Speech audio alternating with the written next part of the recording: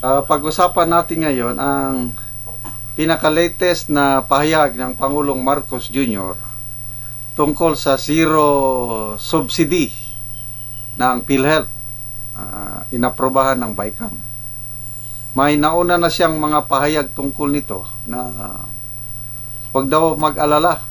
Sabi niya, simple guarantee sa taong bayan, wag kayong mag-alala. So, tuloy-tuloy po ang pag-ingay ng taong bayan tungkol nito at mga 2 or 3 days ago nagkaroon ng rally ng iba't ibang sektor, especially from the health sector. Nagpunta na sila sa Mindiola, isa sa mga nandun si Professor Cielo Magno. Talagang mariing tinututulan yung stand ng gobyerno na zero ang subsidy ng PhilHealth. Kahit sa ngayon na nire-review ng palasyo ang budget for next year, it appears na okay lang sa Pangulo yung pagiging zero subsidy ang ang PhilHealth dahil siya na mismong nagpapaliwanag eh.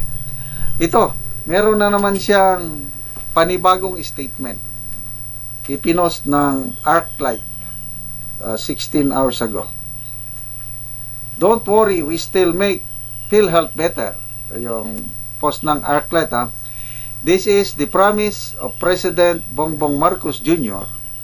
that the people should not worry because he hears the grievances of everyone.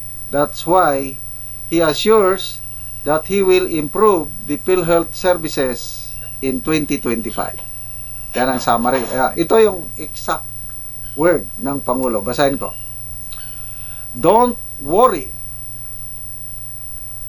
Pinapaganda pa natin ang PhilHealth. Kaya, huwag kayong mag-alala.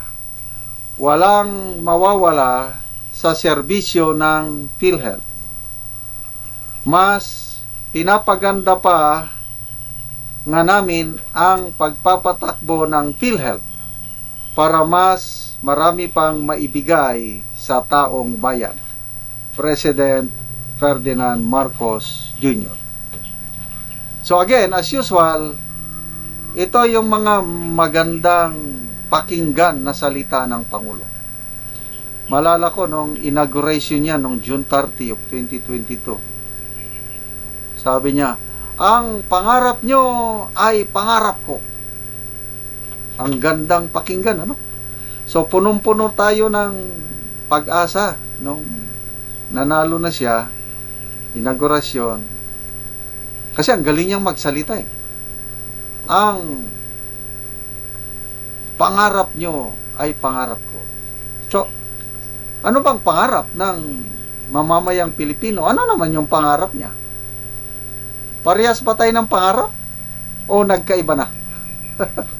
Kasi iba naman ang takbo ng administrasyon ngayon. Na iba na eh.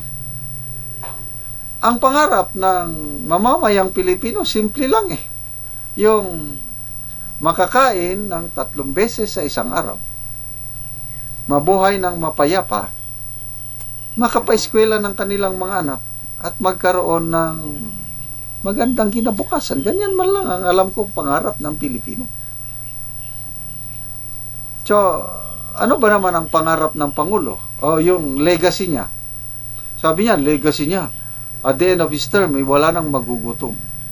Wow, galing naman. So, ano yung mga binitawan niyang pangako ba? Paano yung 20 pesos per kilo na bigas? Oh, natupad ba? Nasaan na? Yung 20 pesos per kilo na bigas. Tinatanong siya ng media, wala eh. Palihis yung kanyang sabi niya, we're going there. Papunta na tayo doon. Magtatatlong taon na siya. Kumusta na ang presyo ng bigas? Nandun pa rin. 50 mahigit pa rin ang kilo ng bigas. Despite yung Executive Order number 62 na pinalabas nila sa Malacanang. Binawasan na ng tarifa ng imported rice. Ang laking kawalan ng gobyerno. para daw bumaba ang presyo ng bigas. 6 months na, July, nung inaproban yung Executive Order 62. 6 months na. Bumaba na ba ang presyo ng bigas? Wala pa naman eh. Kaya, medyo nagalit na si Speaker Martin Romualdez. We declare, the House of Representatives declares all-out war against the rice profiteers, mga greedy businessmen. Hindi natin hayaang magpatuloy itong rice manipulation of prices. Ang gandang pakinggan naman. Kailang trabaho ba yun ng Speaker of the House? Di ba? Trabaho ito ng Presidente yung mag-announce ng ganun. I suggest the creation of a super task force para mag-inspect, mag-inventory, Bakit ang Speaker of the House ang nagsasalita? Ang Pangulo tahimik. So, mga ganun ba? Ano pa? Bago lang yung December 13, we will build Armed Forces of the Philippines world class. That is a source of national pride and national security. Ang gagandang pakinggan. Only to find out, natapyasan pala ng 15 billion pesos ang budget ng AFP modernization. Tapos ito na naman, sabi niya, don't worry. Paigtingin pa natin ang serbisyo ng PhilHealth. Nako, mas mabuti pa, sa Davao na lang tayo tumira. Kasi may post dito sa social media na ito, posted 4 days ago, si Chill Dagatan. Sabi niya, buti nasa Davao pamilya ko, maguluman PhilHealth, maganda healthcare sa Davao City. Magsipag ka lang, wala kang babayaran. We had a 300,000 bill. Wala kaming binayaran. Okay. Binasa ko ang mga comments. Ang daming nagsabi na, totoo yan, totoo yan, totoo yan. Grabe pala ang healthcare system sa Davao. Ang tawag nila is lingap para sa mahihirap. So, ang mga hospital, kahit private hospital, may public hospital sa Davao, yung Southern Philippines Medical Center, government hospital. So, doon, pumupunta ang mga pasyente, libre lahat. Sagot ng city government, Office of Congressman Paulo Duterte, at saka Office of the Vice President. Nagtulungan yung tatlong opisina para ang mga hospital ng taga Davao or even hindi taga Davao. Marami akong nabasang comments. Wala silang pinipili. Taga Davao ko, hindi. Basta mo hospital ka sa Davao, libre. Meron pa akong nabasa na brain operation. 1.5 million ang bill.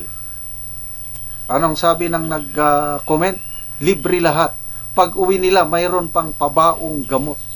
Ganyan po ang Davao City. Grabe.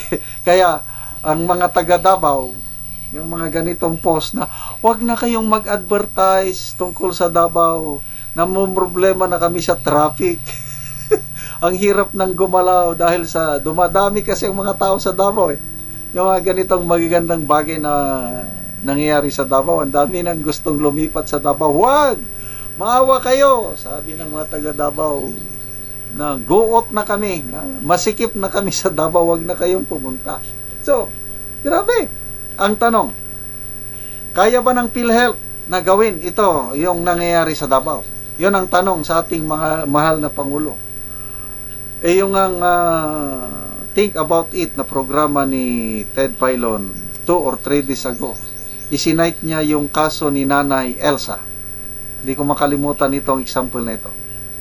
Nagkaroon ng heart operation sa Philippine Heart Center. Major surgery. Ang hospital bill ni Nanay Elsa is more than 700,000 pesos. Magkano ang ibinayad ng PhilHealth? Only 27,000 pesos. Yan ba yung sinasabi ng Pangulo na pagagandahin pa natin? What is 27,000? Compare mo doon sa total bill na 700,000 plus. Kung noon nga na merong subsidy ang PhilHealth, ganun lang kaliit. 27,000 lang ang maitulong ng PhilHealth sa major operation. How much more ngayon na wala ng subsidy? Kasi paliwanag ni Professor Cielo Magno, yung sinasabi na reserve fund, hindi mo daw pwedeng galawin yan. Kasi parang, yan, insurance, lumalabas ngayon na malaki yung insurance liability ng PhilHealth. Kaya yung 600 billion hindi pwedeng galawin kasi insurance yan eh. Ang ganda yung paliwanag ni Professor Cielo Magno, naintindihan ko na. Kailangan talaga na merong subsidy ang PhilHealth.